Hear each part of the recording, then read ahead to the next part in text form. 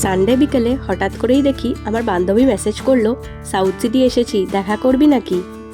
ও থাকে একদম নর্থ কলকাতায় আর আমি থাকি প্রপার সাউথ কলকাতায়, তাই ওর সাথে আমার দেখা হয় 5-6 মাসে একবার। আর সাউথ সিটি আমার বাড়ির একদমই কাছে, তাই ভাবলাম ও এসছে যখন এত দূর, ওর সাথে দেখা করেই আসি। লাস্ট ওর সাথে দেখা হয়েছিল সেই মার্চ মাসে, যখন আমরা একসাথে রোড ট্রিপে নর্থ বেঙ্গল গেছিলাম। তারপর এই কালকেই দেখা হলো। ভিডিও করছিলাম বলে প্রথমে একটু শাই ফিল করছিল, তারপরে তো তোমরা দেখতেই পাচ্ছ একদম স্পোর্টিংলি নিয়ে নিয়েছে ব্যাপারটাকে। সানডে ইভিনিং ছিল যেহেতু, সাউথ সিটিতে প্রচণ্ড ভিড় ছিল, আর ফুড কোর্টে তো ছেড়েই দাও, বসারও কোনো জায়গা ছিল না। যাই হোক, অনেক কষ্টে একটা বসার জায়গা পেয়েছিলাম। আমরা দুজনেই যেহেতু ফুডি, তাই দেখা করেছি মানে খাওয়াটা তো অনিবার্য, আর আমাদের ফুড প্রেফারেন্সও একই রকমের। তাই পৌঁছেই চলে গেলাম আগে খাবার অর্ডার দিতে। সব জায়গা থেকেই মনে হচ্ছিল কিছু না কিছু অর্ডার করি। তো ফাইনালি আমরা সাপার মি আর ট্যাকো বেল থেকে অর্ডার করলাম। সাপার মি থেকে নিয়েছিলাম মেক্সিকান ফিশ সিজলার, আর ট্যাকো বেল থেকে নিয়েছিলাম চিকেন ট্যাকোস। এতদিন পর দেখা হয়েছে ঠিকই, কিন্তু গল্পর থেকেও যেটাতে আমরা বেশি বিজি ছিলাম সেটা হচ্ছে পেট পুজো করতে।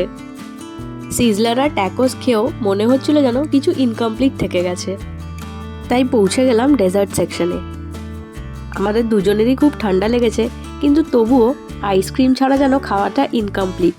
আর আমার যে ঠান্ডা লেগেছে সেটা তো তোমরা আমার গলা শুনেই বুঝতে পারছো। আমার আবার ঠান্ডা লাগলে আরও বেশি করে আইসক্রিম খেতে ইচ্ছা করে। আমরা পৌঁছে গেছিলাম ক্রিম ফাজের স্টোরে। এত রকমের আইসক্রিম ছিল, দেখে মনে হচ্ছিল যেন সবকটাই একটা একটা করে খাই, কিন্তু ও বলল এত বেশি বাড়াবাড়ি করার দরকার নেই, যে কোনো একটাই নে। তাই আমরা অর্ডার করে নিয়েছিলাম চকো ক্রাঞ্চ আইসক্রিম। আইসক্রিমটা খেতে কিন্তু দুর্দান্ত ছিল। সাডেন প্ল্যানে সানডে সন্ধেবেলাটা ভালোই কাটলো। অনেক দিন পর ওর সাথে দেখা হলো। যতই ফোনে কথা হোক না কেন, বন্ধুদের সাথে দেখা করে গল্প করার মজাই আলাদা। যাই হোক, বেশিক্ষণ ওকে আটকে রাখতে পারলাম না, কারণ ও অনেকটা দূর ট্রাভেল করবে। সাউথ সিটি থেকে আমার বাড়ি পৌঁছতে তো 10 মিনিট লাগবে, কিন্তু ওর বাড়ি পৌঁছতে প্রায় 1 ঘন্টার ওপর লাগবে। তাই আড্ডা, খাওয়া দাওয়া, পেট পুজো সবই করে রওনা দিলাম যে যার বাড়ির উদ্দেশ্যে। ওর সাথে আমার বন্ধুত্ব হয়েছিল এমফিল পড়ার সময়। তারপর 10 বছর কেটে গেছে। সময় যত কেটেছে, ফ্রেন্ডশিপ আরও স্ট্রং হয়েছে। ফাইনালি যখন বাড়িতে ফিরলাম, দেখলাম আমার ছোট্ট পোগো আমার জন্য অপেক্ষা করছে। দেখো, সিঁড়িতে দাঁড়িয়ে আছে আমার জন্য, আমাকে ওয়েলকাম করার জন্য। এমন করছে যেন কতদিন পর আমাকে দেখতে পেয়েছে। আজকের ব্লগটা এখানেই শেষ করছি।